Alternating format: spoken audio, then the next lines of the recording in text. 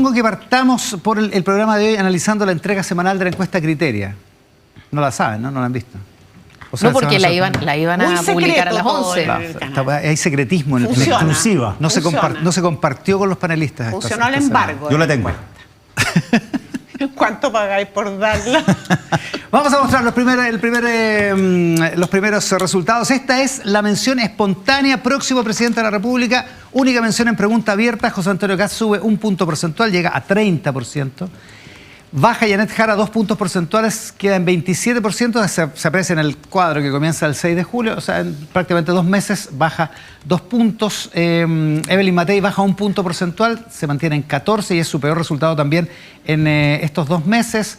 Johannes Kaiser sigue ahí en el barrio del 7%, igual que la semana pasada. Franco Parisi sube 3 puntos porcentuales, 7%, y es el cambio más destacado de esta semana. Y Marco Enríquez Ominami, en la semana en que ya estaba ya consolidado como candidato presidencial, el trabajo de campo de esta encuesta es entre el 19 y el 21 de agosto, sube 1 punto a 2%. Esto es en menciones espontáneas. Siguiente lámina de la encuesta Criteria de esta semana. Si la elección fuera este domingo, esta es la papeleta. Esta es la que vamos a poder comparar de aquí en adelante, porque desde este domingo, este es el primer domingo con 8 candidatos presidenciales seguros. Definitivo.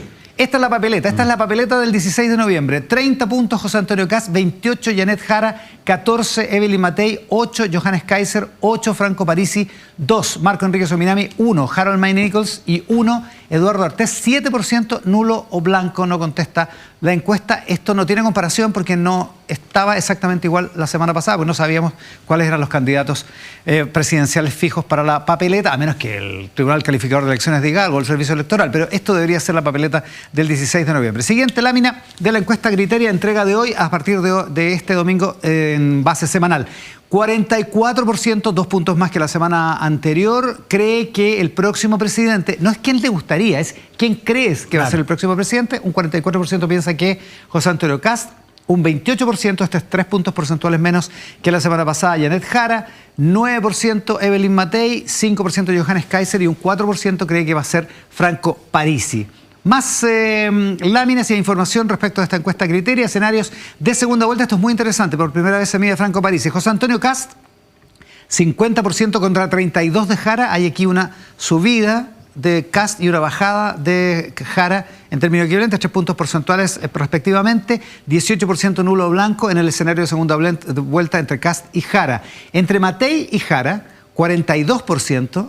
Kast llega al 50%, ojo, en un escenario parecido. 32% mantiene Janet Jara. O sea, hay algo que Evelyn Matei no está rescatando para la segunda vuelta. Hice un 26% de nulo o blanco en el caso de esa segunda vuelta. Mira, Kast, Matei saca 8 puntos menos que Kast. Claro. ¿Y cuánto suben los nulos? 8 puntos. Claro, tal cual. Justo, ahí está. Claro. Y en el caso de esta primera vez que se mide, Franco Parisi con Janet Jara, 31 sacaría Parisi, 34 Janet Jara y un 35% declara nulo o blanco si es que las opciones del 14 de diciembre en segunda vuelta fueran Franco Parisi o Janet Jara.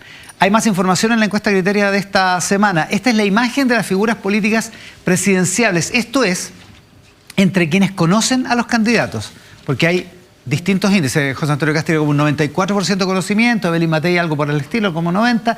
Eduardo Artés, en cambio, tiene un 52% de conocimiento. Pero entre quienes los conocen, la opinión muy buena sobre Kast es 43% contra 38% en mala, 35% de Matei contra 34% de la opinión mala o muy mala.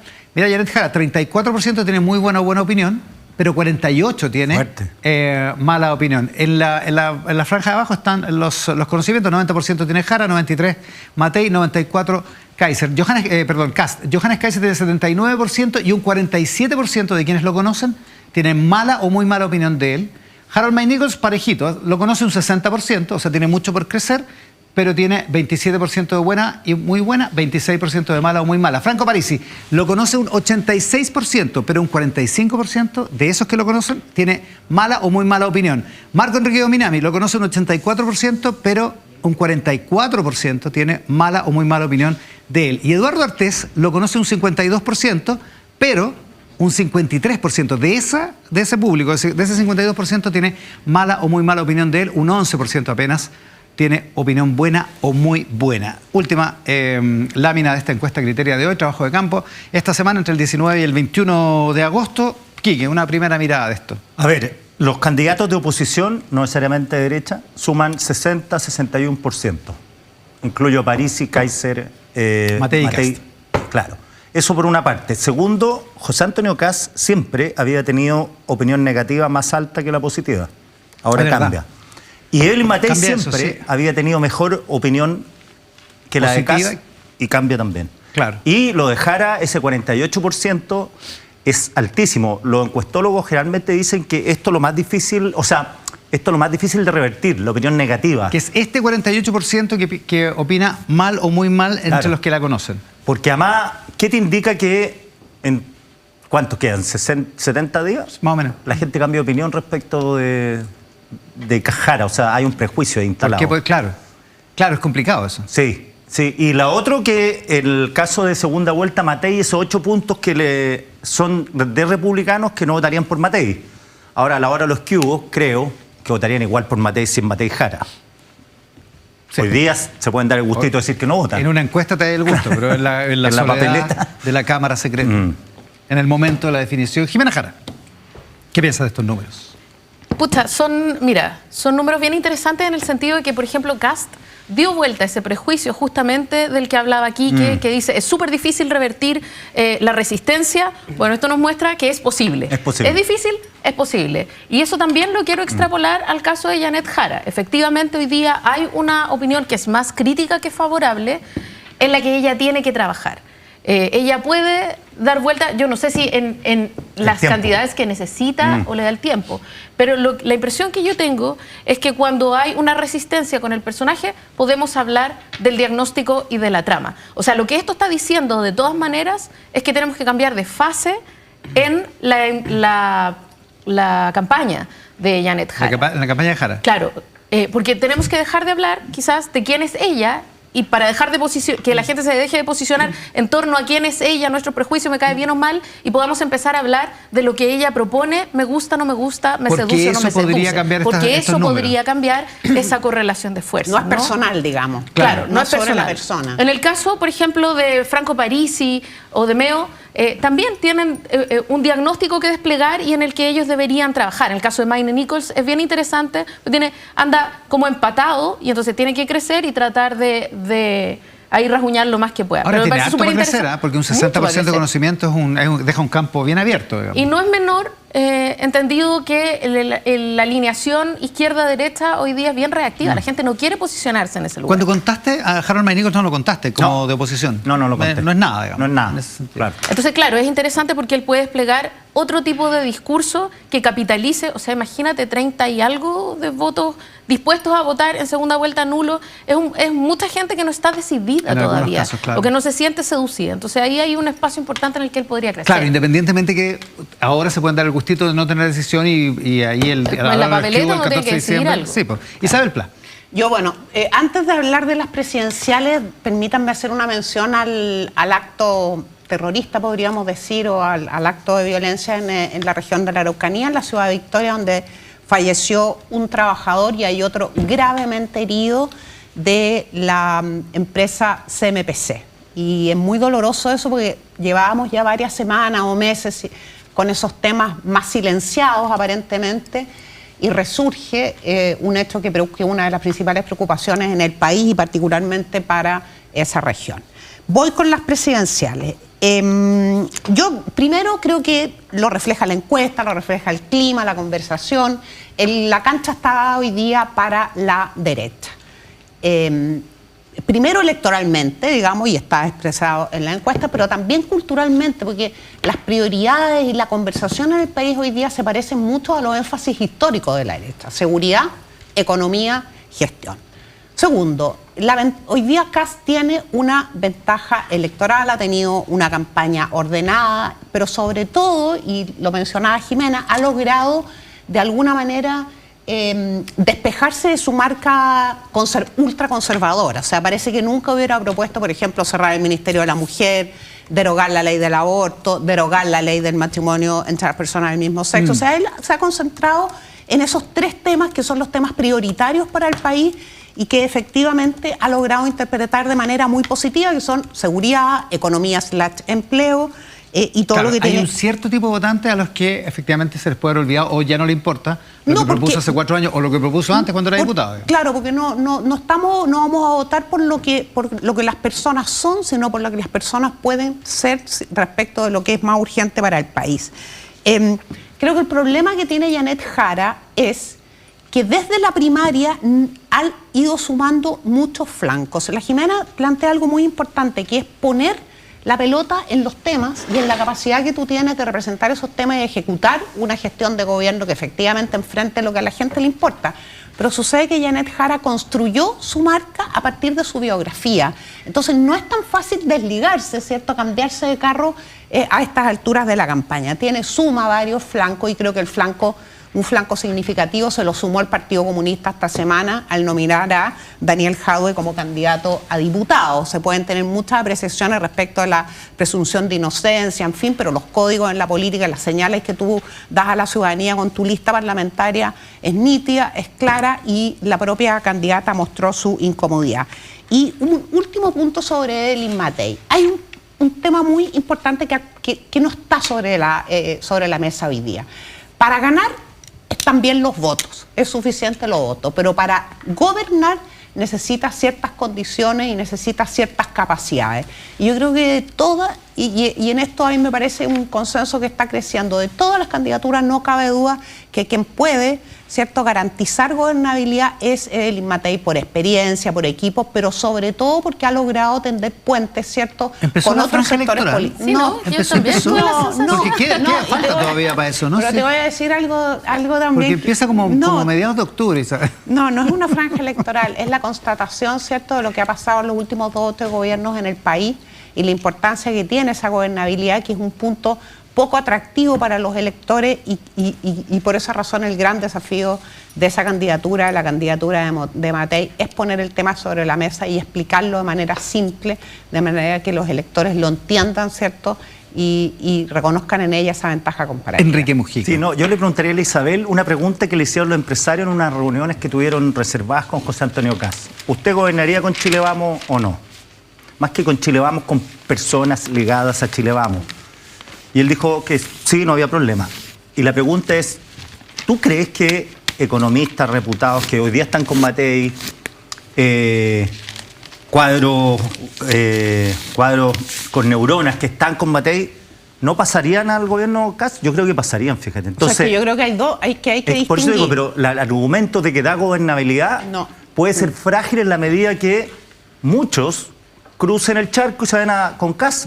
Los de Bópoli parece que no, digamos. Sí, saca de Bópoli, Felipe Kast hoy día en el Mercurio. Químicamente puro. Claro. Pero lo otro... Pero a ver, es que hay dos dimensiones en la gobernabilidad, hay varias dimensiones en la gobernabilidad, entre ellas la relación con el Congreso, pero hay dos que son muy puntuales. Una, los equipos, la solidez de los equipos, y en eso tienes toda la razón.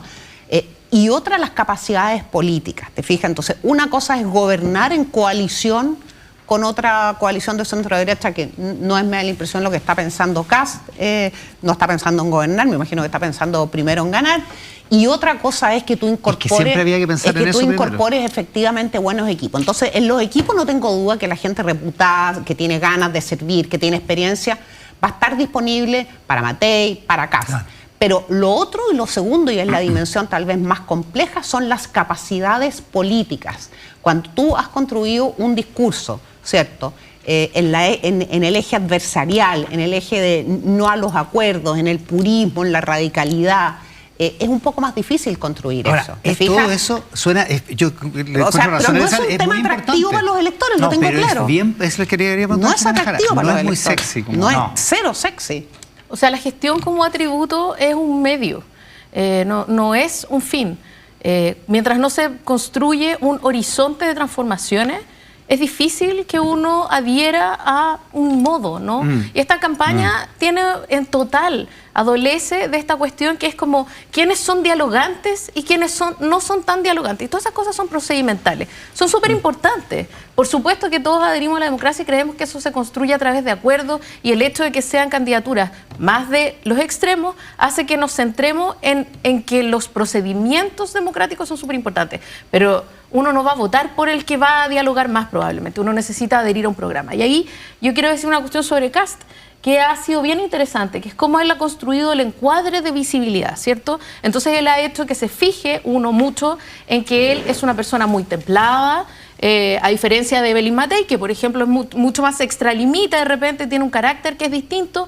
Él, en cambio, no se sale de las casillas, no le abre la Coca-Cola o el agua mineral a Janet Jara, es un caballero, es un estadista, pero cuando le preguntan por los temas que son su enorme flanco, que son los temas valóricos, son los temas de decidir, libertades individuales, derechos reproductivos, él sale por la tangente.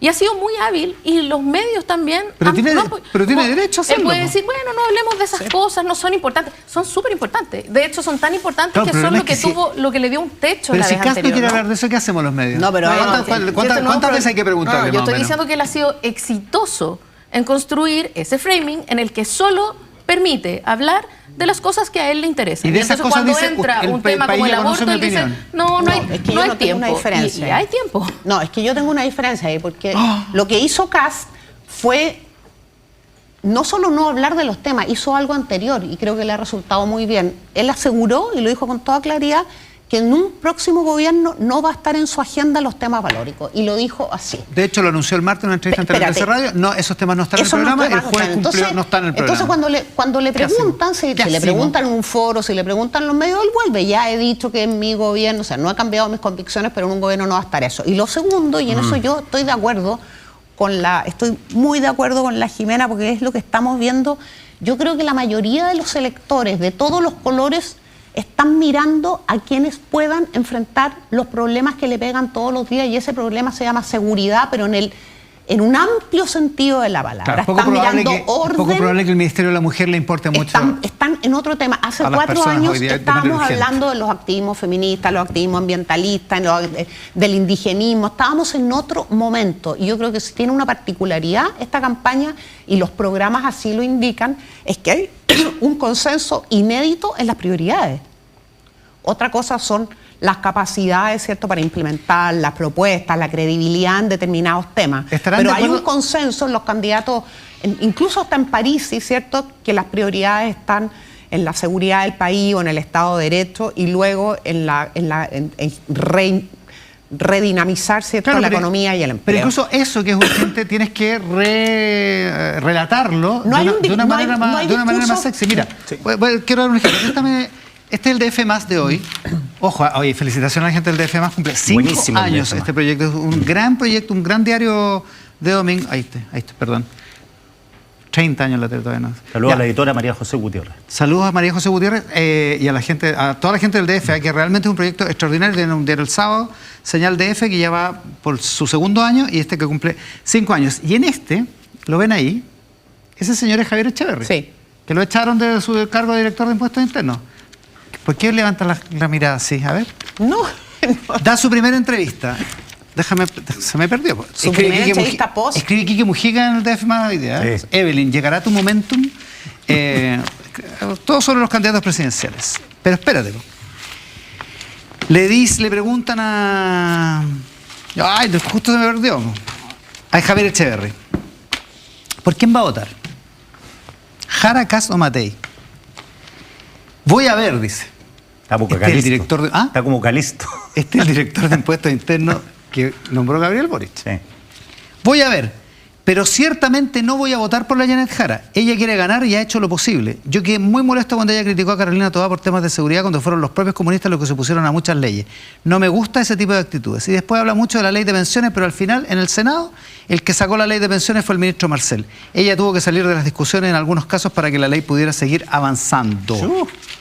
María José Gutiérrez, a propósito, que lo entrevista, es un gran golpe, porque Echeverri no había hablado de esto, y dice, entre otras cosas, que desde la moneda, que vio al presidente una sola vez, y que desde la moneda se gatilló, y también desde dentro de impuestos internos, le hicieron la cama para, él lo dice de manera mucho más elegante, le hicieron la cama para que lo echaran.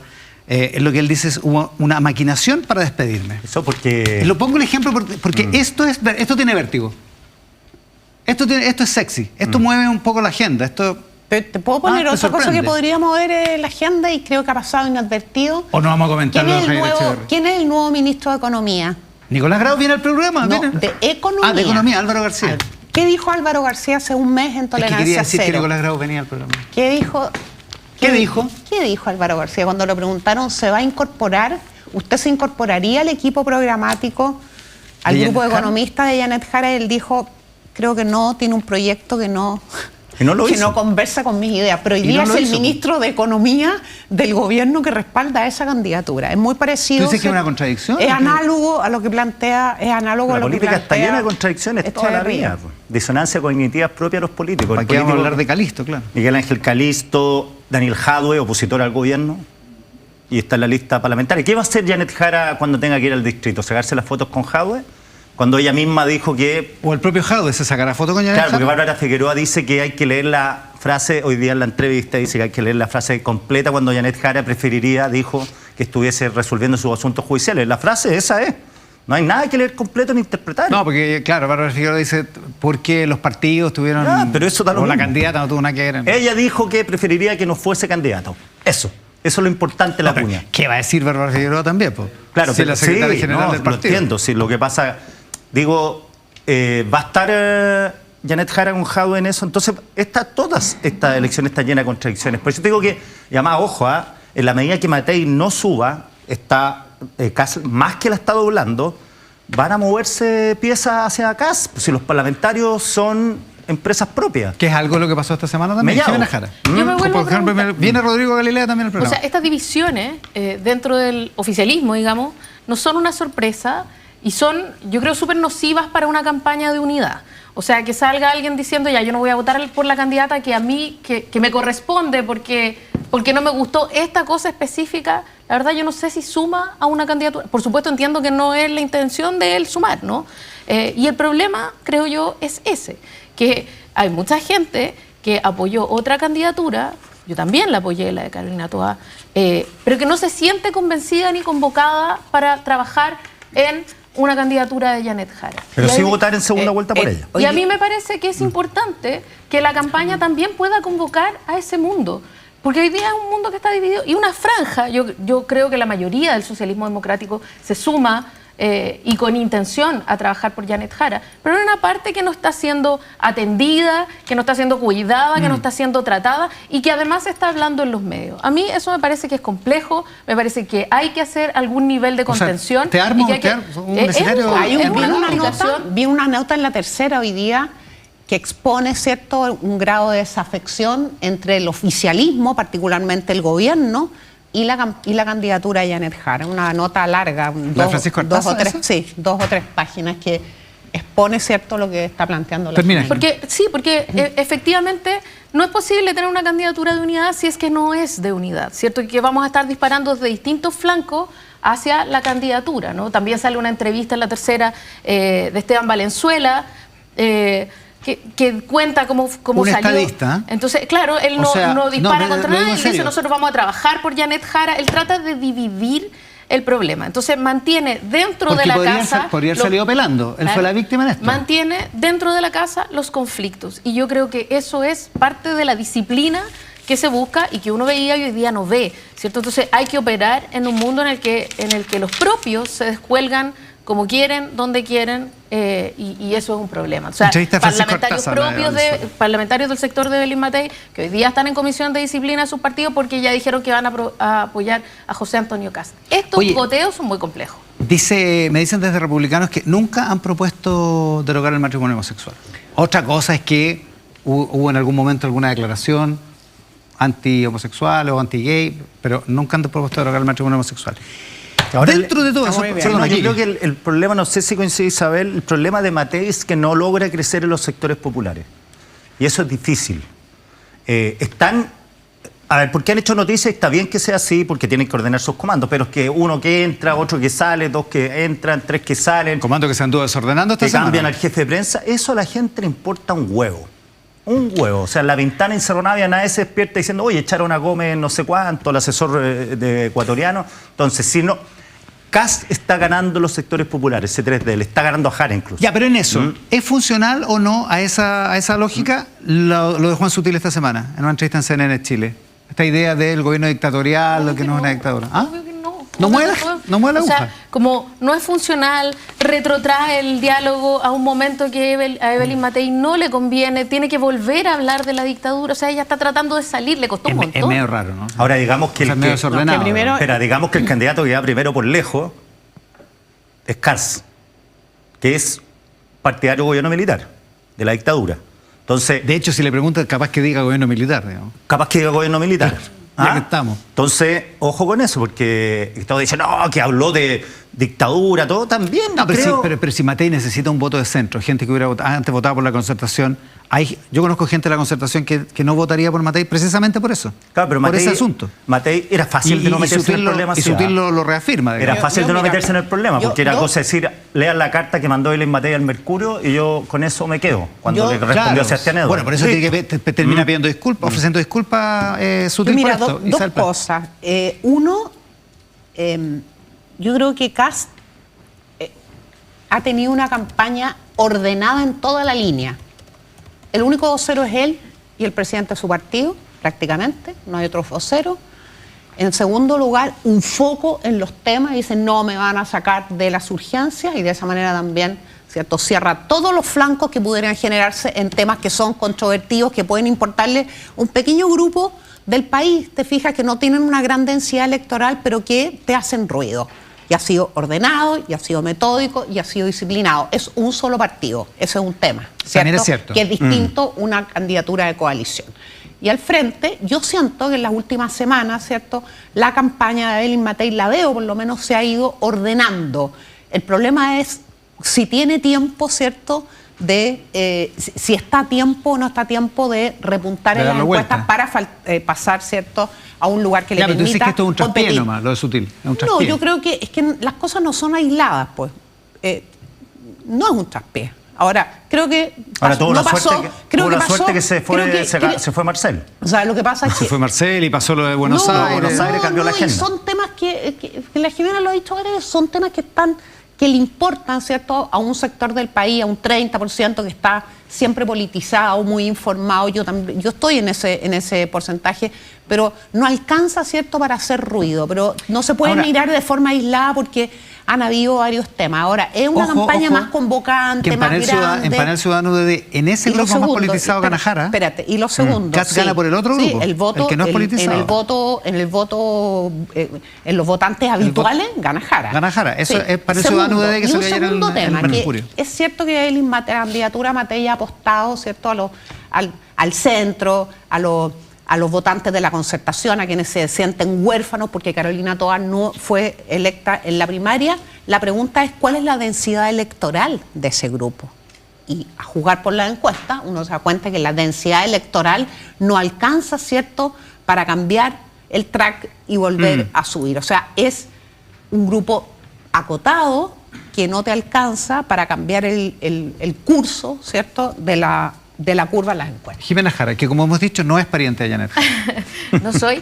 Ni de Luis Jara. Pero sí creo que hay un problema en que no ha sido consistente tampoco Evelyn Matei en buscar el centro. O sea, se ha movido mucho y esa oscilación ha pagado costos importantes. Entonces, uno puede decir, no, ella decidió que va a ir a buscar el voto del centro. Claro, pero con las declaraciones de la dictadura, te aseguro que no hay centro que vote por ella. Entonces, Ya, hay pero un problema. lo de Sutil es un episodio. Pero Pero también salió hubo otro episodio antes de las primarias, digamos, Claro, cuando pero ella se habla supone de que ahí los no muertos. había decidido todavía. Pero, claro, pero es la misma persona y ha pasado menos de un año. Y ella habla de la pena de muerte también. Entonces, no hay una estrategia. Y aquí yo creo que hay una cuestión que es bien sintomática, que también pasa un poco en la campaña de Janet Jara, que es que al sumarse más gente, se producen tironeos en la estrategia. Y lo que no ha ocurrido con Kast es que haya habido tironeos en la estrategia. Los cambios en la estrategia han sido sutiles. Y cuando no son sutiles, y aquí no me refiero a Juan Sutil, porque no ha sido realmente nada sutil. No está usando el juego de palabras que usa Carlos Peña en su como columna son de hoy en distintas Mercurio. gente la que quiere como hacer hablar a la candidata o hablar por la candidata, y eso se percibe como muy contradictorio. Eso no le pasa a Kast. ¿Quique? No, a mí lo que me dicen desde el comando de Evelyn Matei, y me lo dijeron antes, hace un tiempo atrás, que teniendo unos cuadros mucho más robustos en términos de concejales, de core, de alcaldes, no se echaba a andar la máquina en la campaña Matei, en territorio. Entonces, alguien me lo dijo, oye, vengo llegando de no sé dónde del sur, están todos esperando que les den el vamos y Démosle, nadie le da el cabrón. vamos. Y eso me lo dijeron hace un mes y medio, cuando todavía no llegaba ni Sutil ni Coloma. Entonces alguien me decía, oye, pero si tienes mucho más cuadros en regiones donde se ganan las elecciones, en el trabajo territorial, que los republicanos parecen 200.000 y Chile Vamos parecen 5.000. Insisto que esto es refugiarse mucho en Apoquindo, encerrarse a discutir si tú te vas, Ya, si pero tú se entras. supone que esa etapa ya se terminó, digamos. O sea, bueno, ahora salió de nuevo el publicista ecuatoriano y no sé, entran otros. Oye, a propósito de salidas, se fue Mario Marcel. ¿Es el fin del gobierno, como dice hoy, quién es? Max Colodro, parece que el que dice eso en su columna de La Tercera, ¿o no? No. ¿No es el fin del No gobierno? para nada. ¿No? O sea, como... Viene su reemplazante, el ministro Nicolás Grau, al siguiente bloque. Pero además, o sea, el propio Mario Marcel dijo como, por ejemplo, complicaciones o temores que tiene, supongo yo, el mundo de la centro derecha respecto de lo que viene ahora sin Marcel, ¿no? ¿Qué va a pasar con la ley de presupuesto? El propio Mario Marcel dijo eso ya está bastante zanjado. Hoy día lo que queda es la negociación política, ¿no? Y hoy día venía una No es poco, entrevista a Edwards que dice como, mira, a mí me tranquiliza Sebastián mucho. Edwards, hay un solo Edwards. Ah, verdad, son Sebastián un montón. Edwards, el Ya, economista, Sebastián Edwards que destacado aparece economista. diciendo como que aparece diciendo, mira, ¿sabes qué? Yo me quedo tranquilo con que venga el ministro Grau, que ha crecido un montón, que va a seguir la línea de Marcel, y además con que se haya incorporado Álvaro García, que no es exactamente un extremista en términos económicos. Entonces, esta sensación de que, chuta, ¿qué pasa si se va Marcel? Que yo entiendo que se va un ministro de Hacienda, es súper importante, y sobre todo Marcel, que de alguna manera ha sostenido bastante del tinglado a lo largo del gobierno, pero rápidamente se dan dos señales que tranquilizan, o deberían tranquilizar, la conversación. Sí, hay un Una muy incentivo. interesante entrevista de hay Carlos un- Alonso en La Tercera. Sí, hay Sebastián un Edwards. incentivo a la oposición también de que esto fluya, porque lo más probable es que la oposición sea gobierno y este presupuesto rige para el próximo año. Sí. Entonces, hay unas glosas republicanas, como le dicen, que son las platas que les dejan a la Fondo de libre disposición. Fondo Libre de Claro. Disposición para que el próximo gobierno de distintos signos o del mismo signo gobierne. Entonces, también hay un incentivo de la oposición de que esto fluya, Que fluya. para que el próximo gobierno, sea Matei, sea Kast, reciba en orden las arcas fiscales. Desde ese punto de vista, pero desde el punto de vista de la responsabilidad fiscal, ojo que ahí puede haber una presión del propio oficialismo en un año electoral. Isabel Pla. Sí, bueno, yo llevaría el tema más allá del cambio de la salida del propio ministro Marcel, que efectivamente, y creo que es importante recordarlo, le dio en enero del 2021 una pátina de confianza a un gobierno electo que generaba mucha desconfianza, ¿cierto? No cabe duda que los resultados económicos han sido decepcionantes, pero yo me pregunto, pudo haber sido mucho peor, o sea, generaba respetabilidad. Yo sí creo que lo que hemos visto esta semana con el episodio Mario Marcel y otro episodio, uno, y a propósito de Pato Cojo, lo dijo Cristian Valdivieso ayer en una entrevista, creo que en Exante, el Pato Cojo se generó a partir de septiembre del 2022, ¿cierto? Del plebiscito. Cuando gana el rechazo y un gobierno queda prácticamente sin programa. Logró pararse, poner prioridades, no cabe ninguna duda, pero quedó esa sombra ahí. Quedó rengueando y Quedó- definitivamente exactamente. Cojo cuando se rechazó la reforma Segundo, tributaria. creo en que marzo. esta semana ha quedado muy en evidencia, ¿cierto?, dónde tiene el gobierno sus prioridades, y las tiene en la disputa parlamentaria, las tiene en lo que va a venir, y no parece estar teniendo sus prioridades en cómo cerrar bien el gobierno, en fin, algunos episodios. El Zoom en el que participa el presidente de la República desde la propia moneda con las cúpulas de los partidos para cerrar la negociación. Los presidentes son jefes de ¿Tú crees que eso es coaliciones. intervencionismo? Los jefes, no lo pongo en ese plano. Te digo que los jefes de gobierno son también jefes de coalición, no cabe duda, hay una responsabilidad y todos los presidentes lo han hecho, pero en su casa, en la noche, o sea, hay un gesto ahí importante, ¿ya? Y no, Y lo está en hacen, su y oficina. no lo hacen trascender. Ese es un Lo gesto. critican cuando no está en la pero es que oficina y lo critican pero cuando mira, está en la Iván, oficina. Se No hay cómo juntaron, darle. se juntaron varias cosas. El Zoom. Segundo, la salida del ministro de Agricultura, no por los errores que cometió, ¿cierto? Reiterados errores, acusar a los productores de papa de colusión, en fin, sino por una razón, por una reyerta política. Y Que lo tercero, dice clarísimo Esteban Valenzuela. y tercero, en Hacienda, Hacienda, yo en Hacienda veo ahí lo siguiente, mira, uno, el presidente tenía la oportunidad, por supuesto, él puede pedirle la renuncia e incorporar a quien quiera. Nunca vamos a poner en duda la facultad presidencial en ese sentido. Pero tuvo la oportunidad, por ejemplo, de haber dado una señal de más tranquilidad, de seguridad, poniendo a la subsecretaria, que goza de mucho prestigio y da tranquilidad, y haber pasado la historia además como el primer gobierno que nombra a la primera mujer ministra de Hacienda. Se la están guardando a Jara. Ese es un espacio imbatible todavía para las mujeres. Le están guardando a Jara el privilegio. ¿Ah? ¿Y ella? ¿A ella? Ella es la que más suena como ministra de Hacienda de Jara. A mí me la han mencionado ¿A Heidi Berner? personas. Sí, además. Ah, mira. Paulina Baulich me dijo que la intención de Janet Jara era tener la primera ministra de Hacienda Pero mujer en la quiero historia. cerrar. Segundo, bueno, y nombra al ministro Grau, efectivamente, a un cercano, pero obviamente que genera dudas no solo en la oposición, pero una persona que tiene poca experiencia en finanzas públicas, que además va a ser dupla con una directora de presupuesto que acumula, digamos, algunos errores evidentes en las cuentas fiscales, obviamente que genera preocupación. Pero para cerrar, lo que queda en evidencia esta semana, creo yo, es que el gobierno tiene sus prioridades más en lo que viene, ¿cierto? Y en la situación parlamentaria, en cómo aterriza la unidad de la izquierda en el Congreso, que en cómo cerrar, ¿cierto?, con un legado y señalar una épica para que en adelante la gente que participó en este gobierno diga valió la pena. Jimena Jara, que nos tenemos que ir al corte. Ya, la Isabel ha dicho dos cosas. Una tiene que ver con Hacienda, en la que estoy de acuerdo. Yo creo que va a haber una continuidad. No creo que haya mayor problema. Los propios economistas han dicho que Marcel encauzó muy bien la finanza después de toda la situación que teníamos de la pandemia, y que ha sido súper interesante porque ha habido un consenso. Se destaca poco el consenso que hay respecto de que el gasto de pandemia fue súper importante y que las finanzas estaban en malas condiciones, no por mal manejo, sino porque había habido una pandemia. Esa situación de emergencia se reencauzó y hoy día vamos a tener un presupuesto ordenado. La ley de presupuesto está bastante zanjada. Va a haber, por supuesto, una negociación política, me parece súper bien. Pero lo segundo que dice la Isabel es que el gobierno se da por terminado a sí mismo de alguna manera, ¿no? En vez de estar preocupado como del propio legado. Y yo ahí quiero como destacar una cuestión que me llamó mucho la atención, porque me parece bien que Esteban Valenzuela saliera, si es que por las razones que estime el presidente. Pero eso ocurrió, lo decía la Tati Clima el otro día, ocurrió el mismo día que se empezaron a pagar las pensiones a los mayores, al tramo mayor de las pensiones, del acuerdo de pensiones que debería haber celebrado, y cuando se aprobó el FES, ¿cierto? Entonces hay ahí una cuestión que es un poco paradójica de por qué se crea una noticia, que me hace sentido a mí, de por qué se crea una noticia que tapa la noticia con la que uno quiere celebrar y establecer su propio legado. Es cierto que lo del FES coincidió con Isabel Pla, Jimena Jara. Oye, Pamela Quique Giles Mujica. dice que le atribuyamos la subida a Parisi tal como la atribuimos la semana pasada, la baja. ¿Quién le atribuyó la caída? De verdad, ya. Bueno, pero sí, subió Parisi, está Pamela Giles en su lista parlamentaria. Quique Mujica, Jimena Jara, Isabel Pla. Gracias por el programa de hoy. Nicolás Grau, el nuevo ministro de Hacienda, en el siguiente bloque de Mesa Central. Mesa Central, ministro, muchas gracias por la gentileza.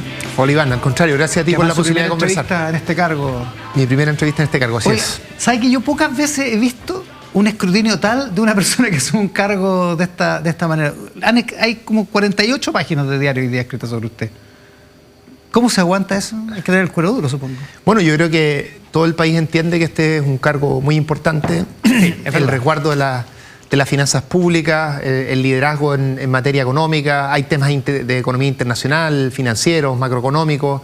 Es normal que exista ese escrutinio. Yo no lo veo como algo negativo. Ni como algo personal, digamos. No, como usted. Para Ahora, nada. el escrutinio es sobre usted, digamos, sobre sus capacidades, sobre todo lo que se especula. Y una de las cosas llamativas es lo de Sebastián Edwards. Hoy dio una muy buena entrevista a Carlos Alonso en La Tercera. Dice, el título es "Voy a arriesgar mi pellejo y decir que la desconfianza sobre Grau, el ministro aquí presente, puede haber sido justificada con el joven Grau, pero no con el Grau adulto que soy. Y en lo que media entre la juventud y la adultez es apenas superior en el Ministerio de Economía, estos 3 años y algo". ¿Qué le parece? Bueno, yo veo en esas palabras de Sebastián que le agradezco un reconocimiento al trabajo que hemos hecho en economía. Me ha tocado, lo dice en la entrevista, Sebastián, hemos conversado harto en distintos momentos, hablamos en materia de permisos, por ejemplo, muy largo. Nos juntamos a conversar lo que estábamos haciendo, vimos los detalles de aquello. Alguna vez nos topamos en Bio Bio a propósito del plan de fortalecimiento industrial que estábamos impulsando en Bio Bio, que seguiremos impulsando como gobierno. Que es una situación compleja para este gobierno. Compleja, pero yo creo que Sebastián valoró lo que allí estábamos haciendo. Así que sus palabras las tomo como un respaldo y las agradezco. Y Y el hecho de que piense que, a diferencia del 11 de marzo del 2022, usted hoy tiene una mirada mucho más razonable, moderna para la prosperidad del país, ¿ha cambiado? ¿Usted ha cambiado? ¿Se siente que ha cambiado? Mire, Iván, yo he recorrido todo el país como ministro de Economía. La gente yo creo que no percibe lo que significa ser ministro de Economía, pero he recorrido, por supuesto, todas las regiones, me he juntado con empresarios, con sindicatos, empresarios grandes, pequeños, visto como, por ejemplo, en Magallanes hay una planta, la primera planta en el mundo que a partir de hidrógeno verde hace combustible sintético. Me he juntado con las comunidades indígenas en San Pedro de Atacama, he estado con pymes, y ese conocimiento y también el compromiso y la urgencia que se genera a partir de ese conocimiento, por supuesto que me ha cambiado, y me ha cambiado para bien. Tengo un conocimiento de la economía que no se puede obtener con todos los títulos que uno tenga, porque los títulos los tengo, pero no sé, sí, ese conocimiento... Este es como otro doctorado. Claro, es otra cosa totalmente distinta, y también, creo, me da una urgencia y una responsabilidad respecto a cómo desde ahora, desde el Ministerio de Hacienda, que tiene un rol distinto, un rol más relevante, más de mayor articulación de toda la estrategia económica, creo que me da una información y un conocimiento y un compromiso con ellos muy importante. Se lo pregunto de otra manera. Si usted tuviera que hacer ahora el programa de gobierno de Gabriel Boric, ¿sería distinto al que hizo en la campaña del 2021 entonces? Yo diría que las cosas gruesas del programa nosotros las mantenemos, y el gobierno ha hecho un esfuerzo muy importante por cumplir su programa. Hemos sido, todos los ministros y ministras, hemos dado la pelea por cumplir el programa en un contexto desafiante, con un parlamento en que somos minoría, pero donde hemos sido capaces de construir acuerdos. Salario mínimo, donde me tocó participar a partir del apoyo a las pymes, las 40 horas, la reforma previsional, lo que hicimos en materia de permiso. En materia de permiso, nosotros... En materia previsional, sí, no es lo que usted pensaba hace 4 años. En materia de litio, no es lo que usted pensaba hace 4 años, o lo que el gobierno pensaba. Lo estoy personificando en usted, porque usted era el encargado programático, particularmente en tema económico. ¿En qué otras materias? En prácticamente todas las materias no era lo que pensaba hace 4 años. Digo, si uno tiene derecho a cambiar de opinión, digamos, no digo que esté mal, pero ese aprendizaje no es parte de esos cambios también. Lo que yo diría, Iván, que uno cuando está en el gobierno tiene que distinguir 2 cosas. Una, ¿qué es lo que realmente importa? Que es mejorar la calidad de vida de las personas. Lograr mejores condiciones para el país y en contexto más económico, lograr una capacidad de desarrollo económico más grande. Entonces, vamos al punto de pensiones, como uno de los ejemplos más importantes. Claro. Que era un aspecto fundamental para el presidente Boric y el más importante. Mejorar las pensiones, no solo de las personas que van a pensionar en 30 años, que es muy importante, sino también de las personas que hoy están recibiendo pensiones que son muy bajas. Y ese es un logro del gobierno. Ahora, para lograr ese objetivo, por supuesto que uno tiene que cambiar parte de lo que estamos proponiendo, porque la gente decidió un parlamento mixto, diverso, donde nadie tiene mayoría, hay que construir los acuerdos, y yo creo que uno de los grandes legados del gobierno es su capacidad de construir acuerdos para mejorar la calidad de vida de las personas. Y eso, la verdad es que yo siempre he tenido esa visión, y creo que es muy razonable que uno, cuando entre un gobierno, presente el programa de lo que quiere hacer, con todos sus detalles, y luego mantenga muy firme las convicciones, los aspectos fundamentales, y busque generar las condiciones para que aquello se pueda cumplir, aún cuando no necesariamente se llegue exactamente a lo que se había planteado inicialmente. Se lo pregunto de otra manera. Un militante del Frente Amplio, de Prodignidad, de lo que era Prodignidad el 2021, sí, ¿no tendría razones para ir a reclamarle al CERNAC por lo que obtuvo después de haber votado por el presidente Boric? Yo veo que en todo el gobierno, las distintas sensibilidades que están en el gobierno, que creo que ha sido un aporte del gobierno, juntarlas, y hoy estamos mucho más unidos de lo que estábamos al comienzo del gobierno, lo que es una muy buena noticia. En esas distintas sensibilidades yo veo bastante satisfacción con lo que se ha logrado. Ahora, habiendo contestado a la pregunta, eso no es lo más importante. Lo más importante es que la gente esté mejor. Los partidos políticos son relevantes. Yo creo en las ideas políticas, sobre todo en partidos políticos que son programáticos, que construyen visiones de largo plazo. Y los compromisos, sí, y hay que hacer todo el esfuerzo por cumplirlo, y nosotros lo hemos hecho, pero lo que importa acá, nosotros gobernamos para el país. Déjeme devolverme a la profusa prensa que ha habido todos estos días, sí, sobre usted. Le han sacado, cuando fue presidente de la FECH, que perdieron plata en una fiesta, le han sacado el manejo del Frente Amplio, le han sacado incluso la crítica de que ahora el ministro de Hacienda y la directora de presupuestos son del mismo partido y que eso puede producir algún tipo de desequilibrio en la manera en que se va a mirar, por ejemplo, la ley de presupuesto. ¿Le importan esas críticas? Uno siempre tiene que ser receptivo a las críticas, pero lo que yo veo, Iván, es pongo por un lado las críticas y por otro lado las cosas positivas que se han dicho. Y habría un breve resumen. Las críticas usted ya las señaló muy bien. Las cosas positivas que se han dicho es que logramos avanzar en la ley de pesca, mejorando la situación de la pesca artesanal sin poner en riesgo la pesca industrial. Logramos una reforma de permisos histórica, cambiando 46 leyes y va a reducir los tiempos de manera muy sustantiva, acelerando la inversión. Hemos logrado acuerdos sociales, económicos relevantes, como lo que hicimos en Biobío. Hemos logrado además una articulación de distintos ministerios para agilizar la economía, para crecer más, para que aumente la inversión. Entonces, yo comparo estos temas que son, llamémosle, logros de política pública con las críticas y creo que el balance es positivo. Vamos a ir de inmediato a los desafíos que tiene como ministro de Hacienda, pero quiero citarle a su antecesor, al ministro Marcel, en una columna, ayer me parece la tercera. Muy buena columna, me emocionó de hecho al leerla. ¿Sí? Ya, lo digo dice, sinceramente. Porque ahí dice, entre otras cosas, que los últimos gobiernos, los últimos dos gobiernos en particular, han enfrentado oposiciones muy duras. Usted estuvo en una de esas oposiciones. Usted ha hecho, tal como hizo el presidente en un momento, particularmente en el funeral de Sebastián Piñera, ¿ha hecho una autocrítica respecto de su papel como opositor al gobierno de Piñera? ¿De Piñera 2? En algunas dimensiones sí, y a mí la verdad es que me representan muy bien las palabras del presidente. Lo ha hecho más de una vez en el evento que usted señala y en otros momentos también me representan muy bien. Ese insight, digamos. Sí, yo creo que nuestras convicciones respecto a justicia social, amplitud de la democracia y mis convicciones más específicas como economista, que tienen que ver con el desarrollo económico del país, aumentar el bienestar, mayor igualdad, eso está muy firme.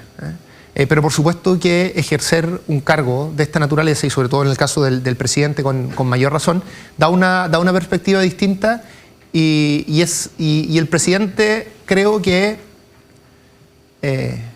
tal vez corriendo riesgos que otros no correrían, es una persona muy abierta para hacer análisis político, incluyendo análisis político de sus conductas anteriores. Y él, por supuesto, al hacer eso, representa un liderazgo. Y a mí ese liderazgo, no solo porque es mi jefe, sino que realmente ese liderazgo me representa.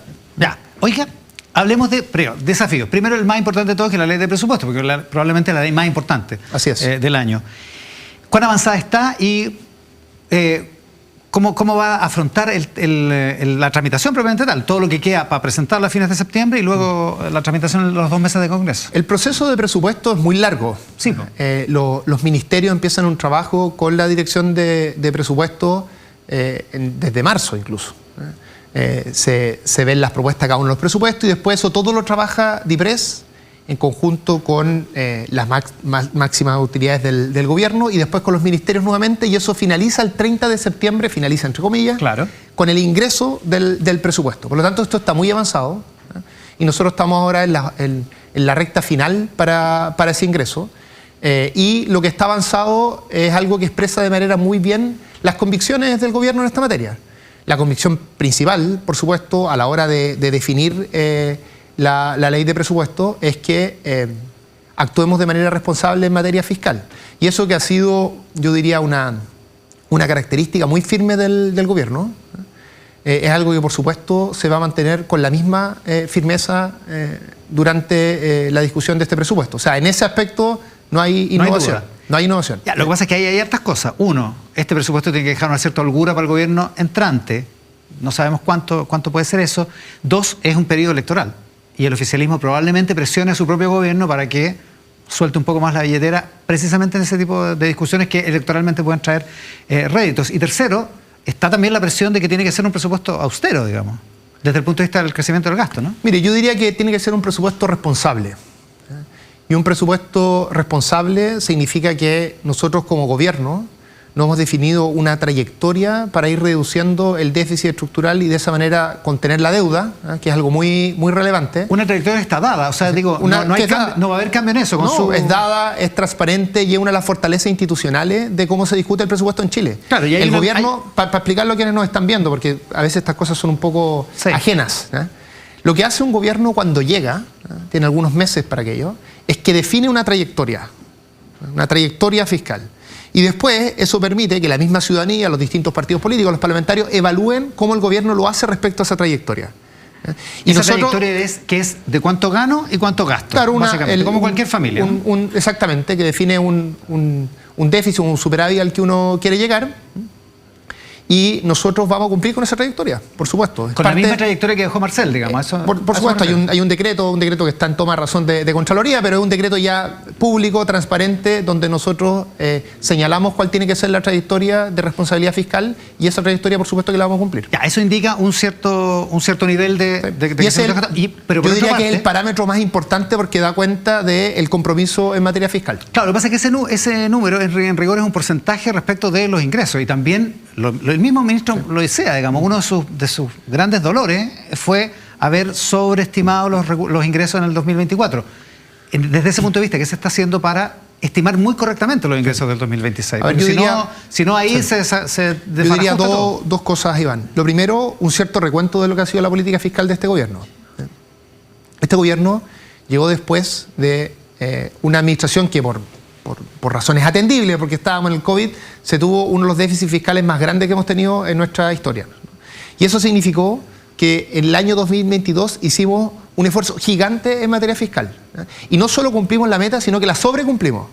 Porque hicimos todo lo que se requería para cumplir la meta y además tuvimos algo de suerte por el precio del litio. Claro. Entonces la combinación de nuestro compromiso político, que era una decisión del presidente y en ese momento del ministro Marcel, y por otro lado, lo positivo del precio del litio nos permitió sobrecumplir la meta el 2022. En el marco de una ley de presupuesto que había sido aprobada cuando Rodrigo Cerda estaba ocupando su Pero oficina, aún así, una cosa es que esté en la ley y otra cosa es que cumplirla. Se cumpla, ya. Okay. Lo segundo, el 2023 cumplimos la meta también.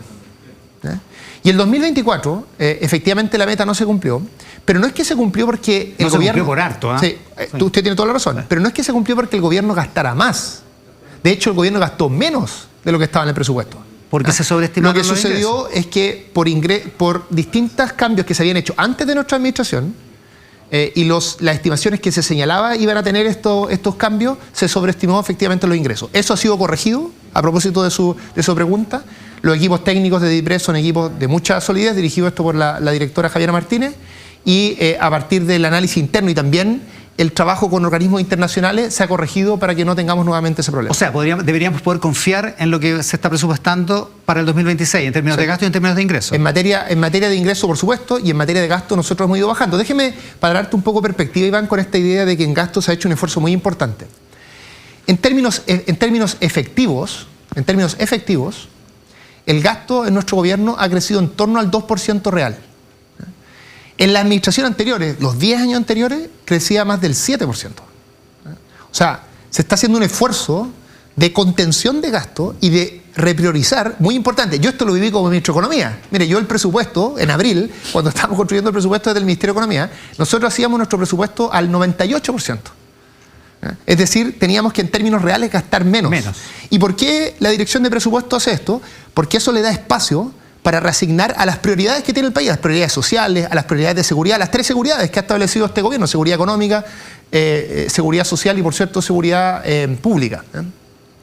Entonces, el compromiso que hemos tenido en materia fiscal, en lo que controla el gobierno, que es el gasto, es un compromiso que ha sido a toda prueba y eso, por supuesto, se va a mantener. Conversamos a propósito de la aprobación, cuando se terminó de aprobar la ley de proyectos sectoriales, sí, la llamada ley de permisología, y usted decía, yo tengo una buena relación con el Congreso, incluso con parlamentarios de oposición, incluso hasta los que están más en la oposición, como Rojo Edwards, el senador Edwards.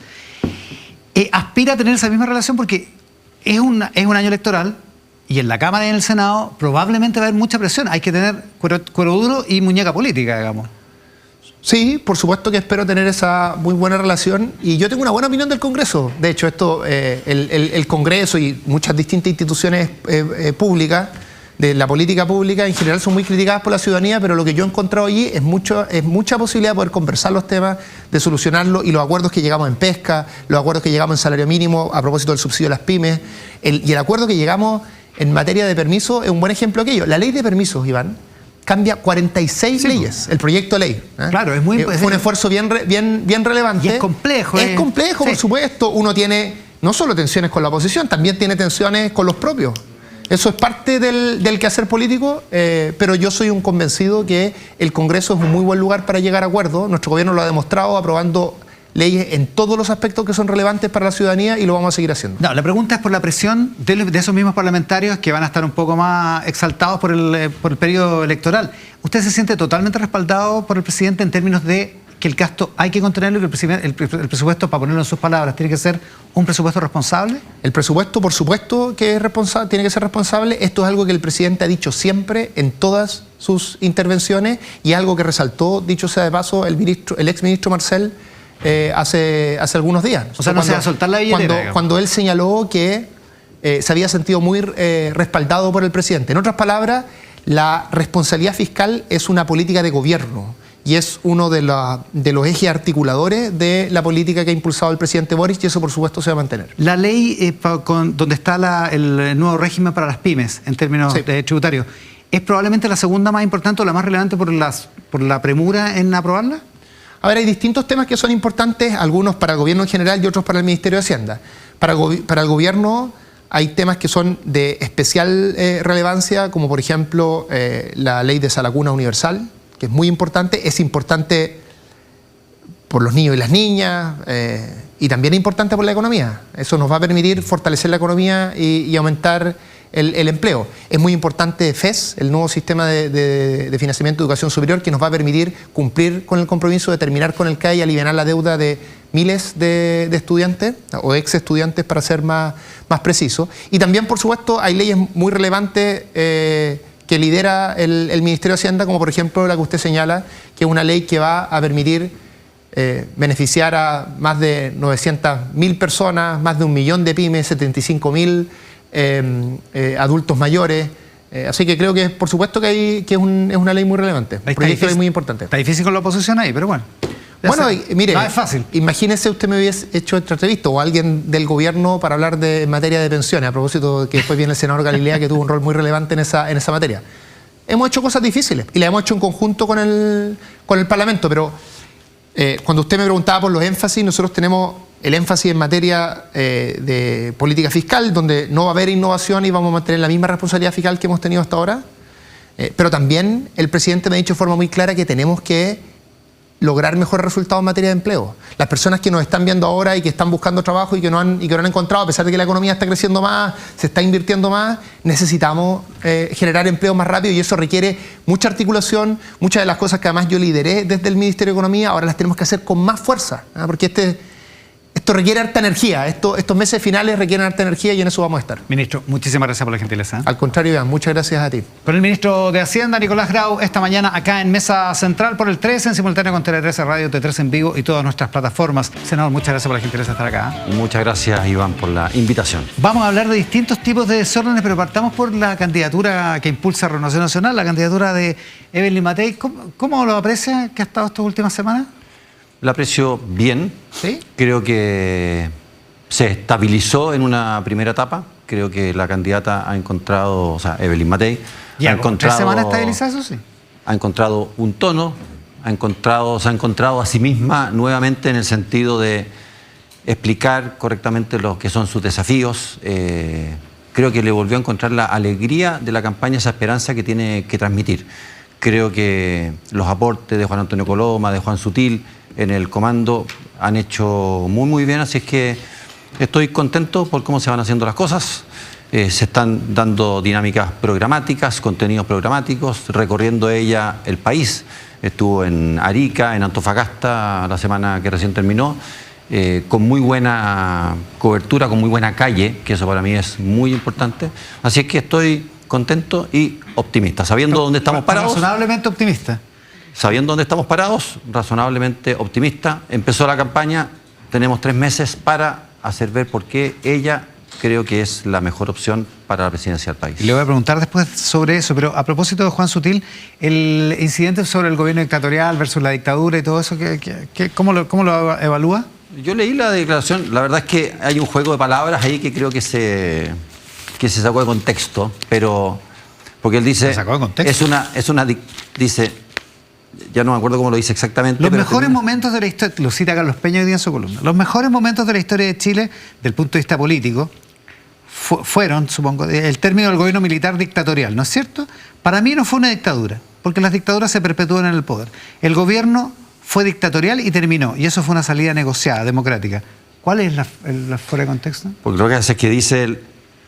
Él pone una diferenciación... Entre dictadura y gobierno dictatorial. Entre dictadura y gobierno dictatorial, los que terminan y los que no terminan. Pero no me voy a alargar sobre esto, Iván. Evidentemente el gobierno militar fue una dictadura militar. La diferencia que creo que trató de hacer Juan Sutil es que hay dictaduras militares que no se acaban nunca, o se acaban cuando se muere el dictador.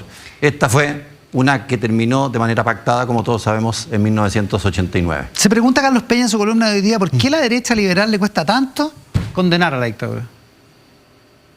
Yo no tengo ningún problema en decir que fue una dictadura militar. Te voy a contar una anécdota de nuestra época en la universidad. A propósito de algo parecido. Debate en la Facultad de Derecho de la Universidad de Chile, según mi memoria. Y la pregunta que se hacía era, ¿Chile vive en un Estado de Derecho? ¿Sí o no? Esto en los años 80. En los años, claro, 86, 87, por ahí. Entonces, invitados, Castillo Velasco, creo que era uno, Arriagada, General Arriagada, otro, y Jaime Guzmán, el tercero. Entonces, yo soy venera de la Católica, fui a ver y Castillo Velasco se demoró como media hora en explicar que Chile no vivía en un Estado de Derecho. General Arriagada, otra media hora en explicar exactamente lo mismo. Y Jaime Guzmán, me acuerdo que, porque era como la expectación, ¿qué iba a decir Jaime Guzmán? Entonces dice, oye, yo no sé por qué llevamos una hora discutiendo eso, si es obvio que no vivimos en un Estado de Derecho. Punto. El punto es cómo volvemos a un Estado de Derecho. El gobierno militar, evidentemente, fue una dictadura que terminó de manera pactada en el mecanismo de la Constitución del 80, modificado al final en la transición, y punto. Pero no sacamos nada con tratar de vestir algo de una manera que no lo fue. Ahora, cerremos el punto. Sí. Abramos otro. El jefe de estrategia del comando de Evelyn Matei vuelve a abrir un punto que parecía que estaba cerrado. ¿No es un error? Lo que pasa es que, vuelvo a decir, se trató solo, a mi entender, con esas declaraciones, de una diferencia entre dictaduras que se perpetúan y dictaduras que terminan de manera pactada. ¿Pero era necesario? Punto. Le preguntaron, él contestó. Esto es como lo que le decían a don Francisco. ¿Era necesario, Mario? No sé si era necesario o no necesario. No le veo mayor importancia. Creo que está totalmente aclarado, después por lo que él mismo señaló. Oiga, hablemos de otros desórdenes. Al interior de RN. Sí. A usted esta semana lo trataron, hasta lo compararon con Nicolás Maduro. ¿Le pareció ofensivo esto? Existe una muy arraigada costumbre de la política, que es lo que lleva más titulares normalmente. Criticar a los propios. Es como una receta infalible. Es que claro, si tú eres del un gobierno, hombre muerde a un perro, pues, si tú eres del gobierno, ¿qué es lo que se lleva titulares para un parlamentario de gobierno? Criticar al gobierno. Sí. Que yo critique al gobierno. Porque es la anomalía. No saca nada, porque es la excepción se come. Y también existe esto de tener conversaciones privadas, porque todo eso son WhatsApp privados, en chat privados, y alguien que participa se los pasa a la prensa y dice, oye, mira lo que se abre en chat privados, qué sé yo. Eso, no sé, de Maduro creo que la verdad es que ni leí mucho. La frase de ni Nicolás Maduro se atrevió a tanto. Eso porque usted no ha llamado elecciones para la directiva de RN. Pero, para tranquilidad de todos, nunca en Renovación Nacional, y creo que nunca en ningún partido político, se hacen elecciones internas mientras se está haciendo la elección nacional de presidente de la República y de parlamentarios. Ya, usted no se quiere perpetuar en el poder. No, esto está clarísimo. ¿Y por qué está porque tan enojado? además ha ocurrido otras veces. Lo que va a ocurrir acá, yo no me voy a repostular, no lo tengo pensado, y las elecciones van a ser como habitualmente ocurre en los años electorales, en marzo del próximo año. ¿Y por qué el alcalde de Santiago está tan enojado? Lo ignoro. ¿Cómo lo ignora? Lo ignoro. Ya, somos pocos, nos conocemos mucho. De verdad no lo sé. Pero si sabe que está enojado porque hay unos candidatos que que el partido no nombró a la... Sí, pero eso no me parece que sea suficiente materia de enojo. Podrían estar enojados muchos. Pero uno se puede enojar por otros lo que pueden quiera. estar contentos. Pero usted entiende que Desbordes está enojado por eso, por el diputado Jorge Durán. Entiendo que está molesto, pero esa decisión respecto de Jorge Durán no me corresponde a mí. Fue una decisión del Tribunal Supremo del partido que decidió mantener la suspensión de Jorge Durán. Y en esas condiciones, yo como presidente del partido no puedo desacatar lo que dice el Tribunal Supremo, porque me terminarían expulsando a mí del partido. Y por lo tanto, eso es algo, me imagino que es un enojo con el Tribunal Supremo, pero no con la dirección del partido. Y lo otro, lo de Miguel Mellado, que se termina yendo del partido, se va, renuncia y se va con Cast. Ya lo había hecho el 2021 todo esto, pero sin renunciar a RN. Esto es una noticia que se repite. Para no citar cosas inapropiadas fue el propio Miguel Mellado, en un podcast que hizo con Nicole Rodríguez, creo que se llama la periodista, hace un mes atrás, que dijo, no, como no me llevan de diputado, o sea, perdón, de senador, y no quiero ir de diputado, siento que el partido no me valora, me voy. Bueno, eso es. Pero la verdad es que en la Araucanía, que es donde él pertenece, teníamos, gracias a Dios, 3 muy buenas cartas. Miguel Becker, Jorge Radke y Miguel Mellado. Hicimos todos los análisis, contratamos todas las encuestas, hicimos y preguntamos en la región también cuáles eran las mejores perspectivas, y no había duda de que de los 2 que podíamos llevar, la dupla Miguel Becker y Jorge Radke, que han sido grandes diputados, era la mejor opción para el país y para el partido. Así es que, ¿Y eso usted lo conversó con Mellado? Absolutamente. ¿Y Mellado no? Todas las cartas arriba de la mesa y él dijo, no, bueno, entonces me voy. Miguel, te ofrecemos ir de diputado. Sigue de diputado porque lo has hecho bien. Y dijo, no, no quiero. ¿Es cierto Bueno, que venía trabajando con Kast o con la gente de Kast en la región desde antes? No lo sé. Ya, no había un reclamo al interior de Rehenes sobre esto. No. Ni tampoco estaba pasado al Tribunal Supremo ni nada. Entiendo, creo que se pasó al Tribunal Supremo después de esas declaraciones de hace como 2 o 3 semanas atrás. Ya. Pero ya estaba hecho. Lo que sí parece que en Matei no le gustaba mucho, pero trascendió que la candidata hace unos par de meses se fue a juntar con los parlamentarios a Valparaíso y parece que se molestó mucho con algo que dijo Mellado ahí. Lo que pasa es que en política hay personas que se expresan más rudamente que otras respecto de ciertos problemas. Probablemente no me fue muy afortunada la forma en que Miguel se refirió a lo que se estaba conversando en este momento. Sí, que eran las vocerías de la candidata. Sí, él le estaba criticando eso. Pero eso es punto. lo que se supo, digamos. No creo que merezca más que análisis. eso. Ya, lo último sobre la lista parlamentaria. ¿Qué le parece el episodio Calisto? ¿Tan problemático que fue? Mire cómo se resolvió. El episodio Calisto fue muy conversado en el Partido Demócrata y por supuesto también con nosotros en el momento en que estábamos haciendo todo esto. Se vieron todos los análisis y finalmente se llegó a la conclusión por muchos de que dada la situación, la controversia que existía, la causa en que el propio Consejo de Defensa del Estado se aparecía querellándose, lo más apropiado es que Miguel Ángel fuera como candidato independiente. ¿Usted compartía esa decisión? Encontrando opinable, porque en mí también siempre pesa el tema de la presunción de inocencia. Me carga, porque además la historia nos demuestra eso, me carga condenar y dictar sentencias antes de que la justicia se haya pronunciado. Pero esto, más que desde un punto de vista jurídico, había un tema prudencial político. Y desde ese punto de vista se optó por el camino, y él estuvo de acuerdo, eso es lo que se nos transmitió a nosotros, de ir como independiente. Lo que no pareciera haber estado en los libros de nadie, ni del Partido Demócrata, ni de nadie, era que finalmente terminaran inscritos en una lista aparte, que era la del Frente Regionalista Verde y otros asociados. Que es oficialista, digamos. Y que además es oficialista, siendo que él se define, o en principio sí lo ha dicho, como opositor. Es parte de las singularidades de los procesos políticos electorales, llamémoslo así, que ocurrió esta vez en Aysén. Ya no se le puede considerar un diputado opositor, entonces, ¿o sí? No sé cómo se va a situar él en estos días. Esto acaba de ocurrir. Tampoco está por él el Matei. Le contestó a Quique Mujica en un artículo, para un artículo del Clinic que no tiene opción presidencial por ahora. Yo creo que él va a jugar a la no opción presidencial. Es una intuición mía, que va a tratar de jugar a no opciones presidenciales y que la gente vote y le reconozca a él su trabajo como diputado. Ya. ¿Un chascarro o algo peor? No, son decisiones de él. ¿Cómo lo califica? Es que es una decisión totalmente de él, la de haber ido como independiente, después decir no voy como independiente, voy en la lista del Frente Regionalista Verde. En fin, no asumo ninguna responsabilidad ni compromiso en lo que Miguel Ángel Calisto haya decidido él por él. ¿Qué te parece el cambio de gabinete, la salida del ministro Marcel? El ministro Marcel, a mi juicio, cumplía y cumplió desde el inicio un rol extremadamente importante en el gobierno.